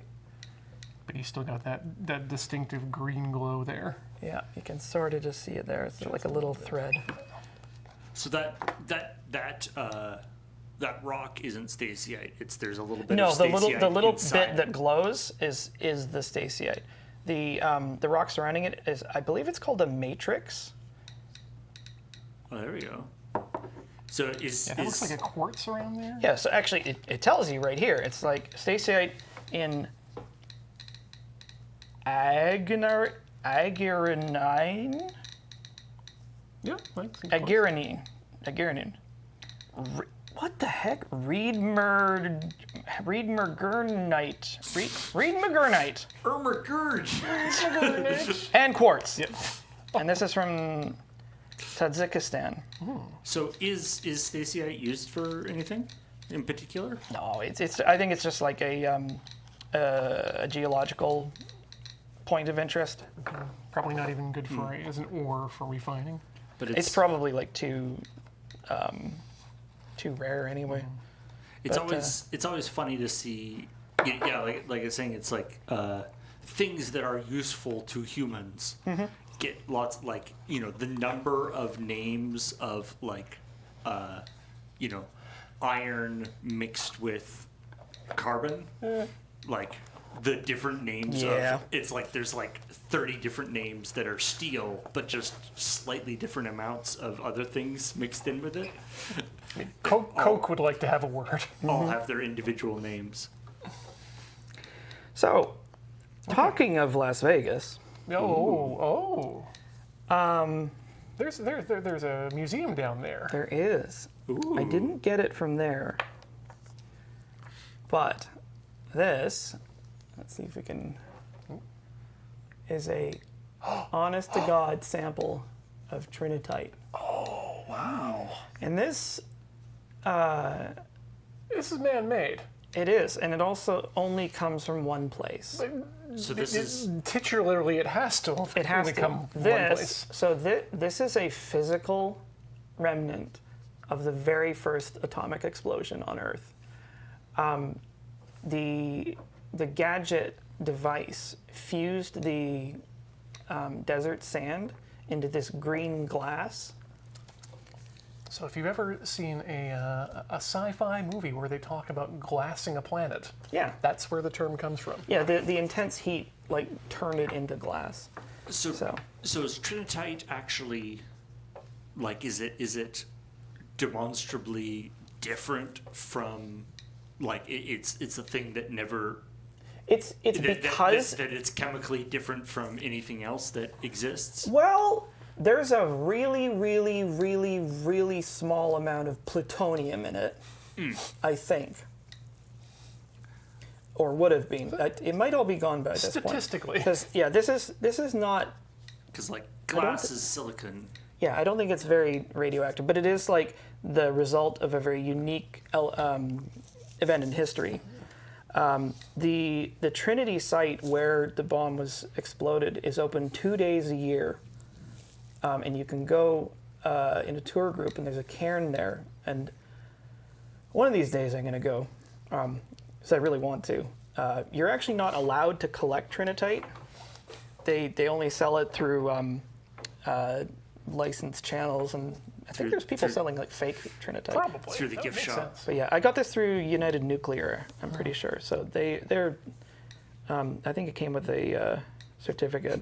You have to wear some false bottom shoes, just kind of scoop it up while you're there. The Trinity site is open once a year. Twice. The third Saturday in October. Yeah, I don't know why. But is it once now? I thought it was twice. But According This to isn't there, yeah. TDA Penguin. Who, TDA Penguin. I mean, we've talked about this before, but Graham and I both worked on the Atomic Testing Museum in, in Vegas. We saw that when we went to visit. Yeah, yeah. It was very cool. So so you got one more piece I here. saved. God, this is the coolest. So I like the Geiger counter just every once in a while. Like there's this like boop, thing. boop. Okay, so this artifact is not actually radioactive at all, but Okay. you'll understand why I saved it for last. So when they began the Manhattan Project, they basically had to start from basic like first principles. Yeah. They had an idea that there was this unharnessed energy in the atom, but they had to be like, well, is it there? Does it work? If you want some batshit stories about scientists doing the most cowboy shit imaginable, It's- oh my God, read the about Manhattan our Project. Manhattan Project. So what they did was they built a series of what are called exponential piles, Yep.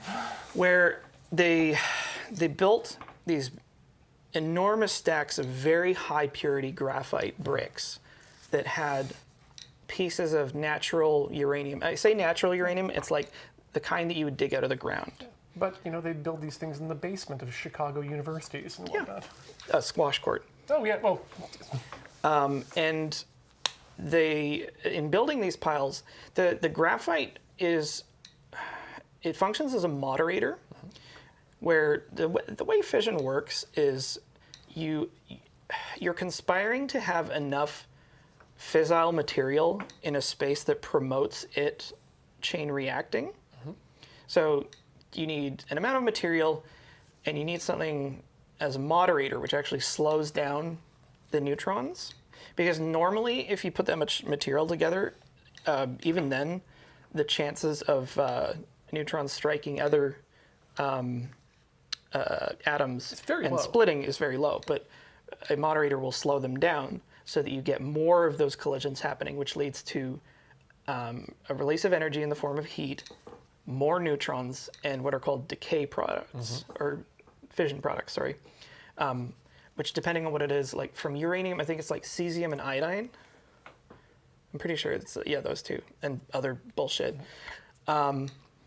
So they sort of like started approaching what's called criticality, which is when this process becomes inevitable and like is self-sustaining. So they built a series of these piles and took, measurements where like the amount of radioactivity would like go up. And eventually they built what was called Chicago Pile 1 under the squash courts at Chicago University. They built, it was originally going to be like a sphere, like the size of the squash court, but That's hard to do. oh shit, what was his name? The physicist who was so important. This is embarrassing. Yeah, that wasn't. The guy who did the thing. That wasn't Oppo. That was. No, Enrico Fermi. He figured out that like they didn't have to build it the whole way up, so they built like 3/4 or like 5/8 or something like that. And on a very fateful day, the exact date of which I've forgotten, again embarrassingly, they withdrew the control rods from the pile and reached the very first criticality, where it was just going until they decided to turn it off. Now you say decided to turn it off. Yeah, if they hadn't, it would potentially go, run away and then like melt and all this other stuff. I don't want that. There was this rumor that like SCRAM Yes. stands for Standby Control Axeman. Yep. That's. I don't know. That might be apocryphal. apocryphal, but they did have their. Okay, so Cowboy Science. Their safety measures were. I think there was 3 guys. Their safety measures were guys. Yeah, the first safety measure was a guy with what's called a zip rod, and he was standing on top of the pile with this rod that, if anything Just ready. messed up, you drop it in, on command. I think there was also 2 guys with jars of boron. I think it was like boron solution Which that is they would be like a very smash mediating. again that would material. turn it off. And then like a third guy had he had a hatchet with a rope, and I think that For may yet have another rod. control rod. But so it was. Oh, also yeah, when they were withdrawing the control rods, they used a yardstick, to measure it because you need to. because it's important. So this actually gives me chills, kind of. There was a guy on Twitter who got in touch with me because he had an original piece of CP1 graphite that he wanted to split up and give to people who are enthusiastic about nuclear history. So Am I seeing carbon? this is graphite that is from CP1, the dawn of the atomic age. So this is a physical artifact. That was there the first time so- human beings so, yeah, caused criticality. Neutrons passed through this for that criticality, and it's actually like you can sort of tell the quality of it. They did a great job cutting it. Normally these are quite long, and I'm glad that it got cut into small pieces because they have full-size blocks of it that are like that big. What do you do with that? Yeah, there's regular ones, and then there's the fuel element ones, which are way rarer, that actually have like little holes for the uranium. Oh, yeah. But this didn't cost me anything. In fact, I think I might still owe the guy an illustration. I should really do that. But the appreciation I have for it is huge. So it's not radioactive? It's not. Yeah, it's not radioactive at all. In fact, it. Was it at one point, or is it? It's like it was never actually close enough to. I don't. Or That's the a good reaction question. wasn't long enough? If it was, it would have been in the 40s, and I think anything that it might have been in it would long since be gone. I believe that if it was radioactive, it would have been due to trace elements attached to it rather than. Cut graphite into pieces. This is so stupid. But yeah, Yeah, that is. It's really an cool. Amazing piece of history. It's funny because it actually reminds me of an artifact that I think is very cool, and I will never own because nobody's allowed to own them. During the war, the Allies were shitting their pants because they knew Germany had access to heavy water, which is a very useful material to have for nuclear reactions, and they didn't know how far along they were in nuclear research, or if Hitler was pursuing that. Because again, no one knew. Yeah, and they were just like, we don't know how much they know, if they're trying to make a bomb, and if they are, how close they are. And they didn't know that until they raided Haigerloch Castle, I think pretty late in the war, and they were like, oh, thank goodness, because they were not close. No. But if you look up the reactor there at Haigerloch Castle, it's a museum now. It is the creepiest thing I have ever seen, because it was what's called a chandelier design. Their idea for creating like a critical element was having these uranium cubes Just hanging. suspended on, I think it was wire or chain or something, in this chandelier. Configuration. Yeah, a lament configuration. They would be lowered into heavy water, I Which believe. would and be the not the retarder. moderator? Yeah, the moderator. Yeah. Okay. So Haigerloch, Haigh. No, I've already screwed it up. I'm awful at spelling bee. Yeah, there we go. Yeah, so they were fortunately not close to it, but the interesting thing about the German reactor is that a bunch of the cubes are missing. No.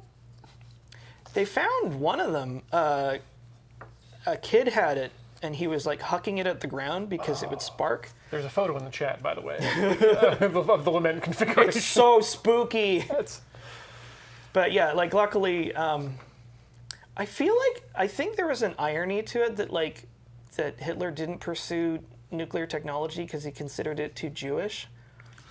Well, there's So- there's a It's like Einstein's like, whoops. there's a really good book called just called Making the Atomic Bomb, The Yeah. Making of the Atomic Bomb by Richard Rhodes, and it is the most in-depth history of anything I've ever read. Like it'll be like there's this guy was involved in the project, Yeah. and then it goes into like his whole like family history, and then this guy, and then it goes into it's so detailed. Yeah, just while we're on the topic of the Manhattan Project, I'm just gonna throw a few more facts out here before we're like out of time. That whole thing is so full of the dumbest, weirdest nonsense. Like they used to transport plutonium samples around in a radio flyer children's wagon. Because you could get it. yeah. And it's heavy.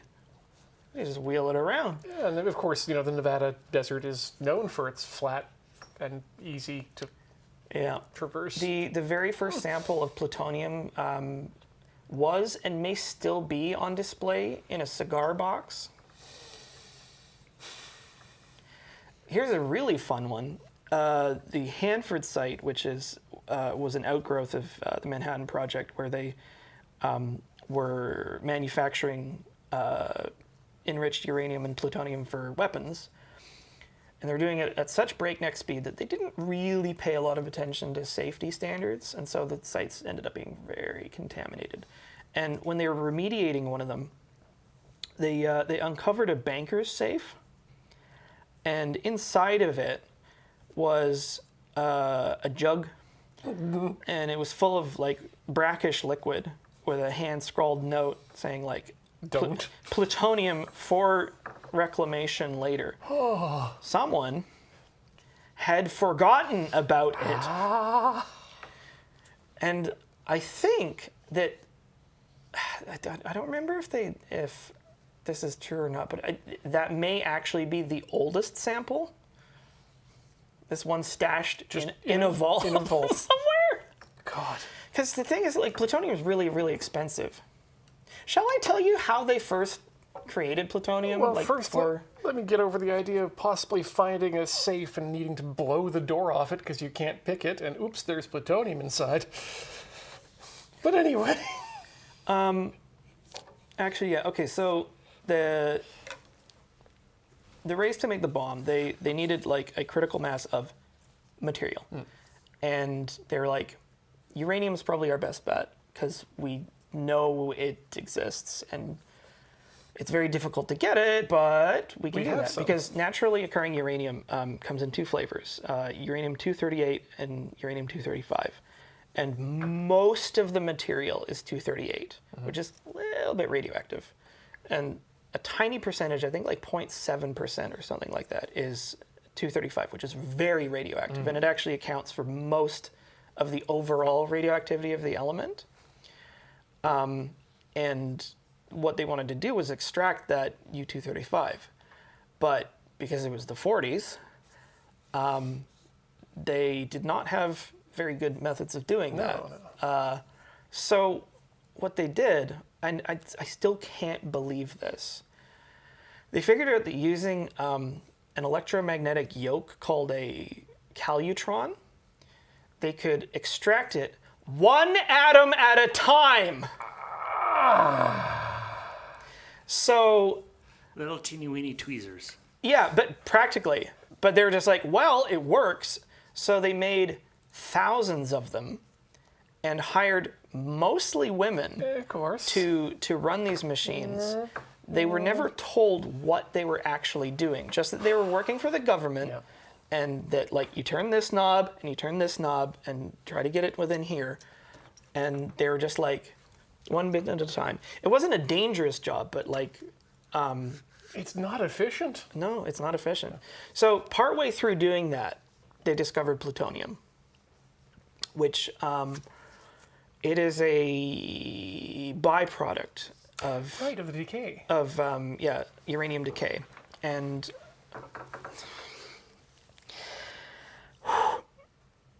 Hanford B pile was the first industrial scale nuclear reactor, which was designed specifically to make plutonium for the weapons program, and it was an advancement of CP1. It was this enormous monolith of graphite bricks again, but this one had like a cooling system and with like water channels.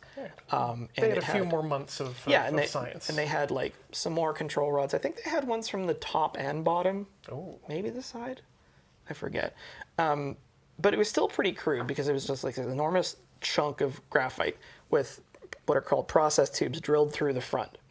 And what they would do is they would load fuel elements, which are just like cylinders of natural uranium. You push them in with poles. Like a pizza oven. Yeah, literally like a pizza oven. And they would like keep track of what was in where and just like manually push it into this pile and then allow it to react.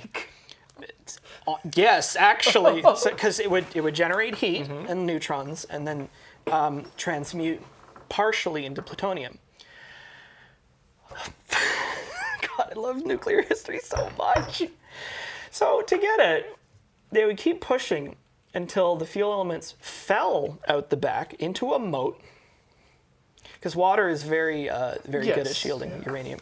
And dudes with long tongs, like the Iceman, would move it to the process building where it can be chemically separated. So they treat it with some like ferociously toxic chemicals that precipitate out plutonium, which is the most hateful material in existence. It's like the periodic table channel on YouTube talked about it being like the Hannibal Lecter of elements. It barely wants to be. It is dense and ugly and ludicrously toxic, radioactive, on top of radiation, fissile, and pyrophoric, which means sometimes it gets bored and catches fire for no reason. Hey, I found some oxygen. Wonder what I'll do with that. It's like, think I'll burn. And so yeah, that's what they made the gadget out of. Turning the bomb core on Colchester lathes. Those they didn't use those lathes for anything else. Sure, did they didn't. No. I don't think so, but that's actually what a large deal of the nuclear waste stream from that industry is contaminated cutting oil and plutonium tailings. God, plutonium tailings. My favorite thing from the building the atomic bomb stuff is it's one of the things it talks about is there is no definitive order from like the president saying do the Manhattan Project. What we have is there's a briefing from the Secretary of Defense or whatever, explaining how like the atomic stuff and the idea to build an atomic bomb and what that will entail and what that will cost and all these different things. And then all we have is that same document was given back and written on it in pen, or written on it like in just is okay. I think you should put this into your safe. So the FDR. the Sundare president and the Yandere Oppenheimer. Yeah, like it is just like, all this stuff, and then it's just like, okay. By the way, Paul, this is the third time today from 3 separate sources that I have heard references and recommendations of the building of the atomic bomb book. I should definitely read it. It is very. I mean, the other thing they do, he does talk about the German enrichment program, and they're saying like we don't know, like the records are missing, or have been destroyed or never were made, of why, but the Germans basically went the wrong path down in terms of how to enrich uranium. They did it. They were doing it in a much more difficult, much more time-consuming way. Actually, and it's like, but he's saying like we don't know why, but like the head of the program was Jewish. And was a sympathizer. We have no evidence that he sabotaged things and made them go the wrong way. Intriguing. But it's interesting. Which is ironic because apparently the Nazis did share the translated articles of the Protocols of the Elders of Zion with the Japanese during World War II. Of course they did. The Japanese response was, wow, these guys are really smart. We got to get a bunch of these people here in Japan right now. Our Nazi scientists are better than your Nazi scientists. Yep. When the rockets go up, who cares where they come down? That's not my department, says Werner von Braun. I could talk about this stuff for ages. Well, you have for 2.5 hours, it's been fantastic, Alex. So maybe we'll have to do a part 2 at some point. If you've got the information, we have the I sure do. Space and availability for it. Because there's just like... Sorry, I do have that picture you sent over of that other project Oh you're yes, working on. the big thing that you built. Oh right. so this is really funny. I finished just in time for this stream, but unfortunately was not able to bring it because it was too big and too heavy. My life is very weird because I decided just cause that I was going to make a lead-lined box. Because you need Cause. And then... Sous vide. And then a guy I know surprised me on my birthday with a wonderful gift that I believe is the hottest sample that I have. Oh. It is a chunk, it's like this big, of mice eye uranite from the Curie mines in Czechia. So, even further back than the Manhattan Project, the mines that Marie and Pierre Curie got their pitch blende from. Oh no. Mm-hmm. That must be. Yeah, that must be pretty difficult to transport. Yeah, apparently it's not easy to get. So, And then I was just like, oh, I know where I'm going to keep this because it's like quite radioactive. And this is going to go in a plastic bag that I'm never going to open again. Do we have the image on? Yeah. Oh yeah. There it is. Yeah, I picked up this this crate that was unusually sturdy from a thrift shop, and then I spent a while working on lead plates to line the interior. Did you know you can weld lead? I didn't. I found out. That's why there's seams on the top, because getting like a square that was like that exact dimension is difficult. So this this doesn't completely stop the radioactivity from the sample, but it turns it to like a dull roar. Because shielding material has what's called a halving thickness, which is the amount of thickness of that material that will cut neutrons to half. Why is everything in atomic science based on halves like that? Beats me. So yeah, it's sort of like the half-life. You got the half-life, you got the halving thickness, you've got the inverse square law. Yeah. So it's like nuclear shielding is not, you have this much and it is now completely safe and like blocks everything. It's like, no, it's being like halved and halved and halved and halved and halved and halved and halved and halved and halved until it's of no concern. So if you put your Geiger counter up to the outside of this while, you can still detect while it. the lid was closed, it would still detect stuff? Yup. Well, actually, I mean, I can show you because like all the samples in here, and this is 16 millimeters of lead this container's made out of.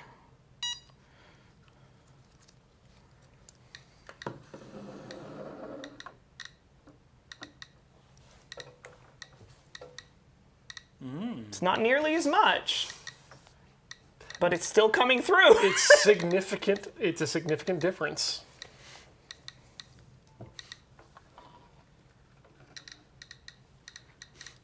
I guess lead is just the most It's the cheapest, most dense material. That's it. right. Like something like tungsten or something would be heavier, is denser, but way more expensive. And so- harder to machine. Oh, Like yeah, that- way harder to way machine. hard. Yeah, lead is very convenient for a lot of Ironically, reasons. I think depleted uranium also works. It's all about that density of forming Yeah. something for those particles to bang Just onto make before sure they go it's- through. Make sure it's really depleted. Though. You have no idea. Well, I mean, there's a lot of smart people in the chat tonight, but you have no idea how much empty space there is in physical things. Yep. Did you know depleted uranium is used in the aviation industry, the commercial aviation industry? Mm-hmm. You want to guess what it's used for? Is it shielding the cockpit? Nope. Oh, Like wait a second. ballast? Yup. It is used to balance out airframes because it's like a counterweight. Because like you get a brick of it and it's like, oh, this is like really, really, really heavy in a small package. Right. And you bolt it to the airframe somewhere the that right it needs to be space, yeah. balanced out. And it has a label on it. It's like, don't ever cut this, idiot. Is one of the things when we were working on the Atomic Testing Museum was there's photos of tests with depleted uranium rounds. Oh God, yeah. That's the other reason they're used is because they're very, very dense. And you see it's like a giant concrete bunker reinforced with like inch thick rebar. Mm-hmm. And this piece of rebar just has a absolutely perfect Bonk. smooth bore going all the way through, like going like 3 feet through this Yeah. piece of thing, where it's just totally smooth, perfect, like it was butter or something. Yeah, it's very funny. Freaky. Like contemporary tank rounds are really just an outgrowth of the bow and arrow. You throw a the rock. It's like you throw a really hard rock very hard. Maybe spin it a bit. A little bit. It really has more to do with football than anything else, which really explains American love for tanks. Is that why they call it the nuclear football? Oh, We'd love to do we really need to do more conversion kicks on the nuclear football. Punt it into a lake. Well, Alex, thank you so much for bringing your collection on. I showing really this all enjoyed off. this. This has been a lot of fun for me too. I'm really excited to do it again when we can. If I've given you all a million other questions, which I'm only too happy to answer, you can find me on Blue Sky, which I'm sure somebody will link. Mm-hmm. Say it out loud for the people in the VOD too. Bluesky.app/Alex Stacey. I think that's it. Yeah. Well, it's shortened or something. Anyway. Yeah, so you can find Alex on Blue Sky, best place there. Links to all his things in the chat as well. You can also, if you want to support this channel, once again, patreon.com/loadingreadyrun is the place to do it. We really appreciate your contributions and your patronage there. Don't forget, if you want to see us live, it's over at twitch.tv/loadingreadyrun. You can find our VODs at youtube.com/loadingreadyrun and all of our other various channels there. And Two in Tokyo. And of course, store.loadingreadyrun.com if you want to get something for yourself. Once again, thanks again to Alex for bringing this collection and giving us the lowdown. Thanks again to Paul for working on the 1s and 2s, and thank you for watching. We will see you again in whatever the time frame it is as we do it. And as always, ever forward, learning out of spite. Good night. Nini.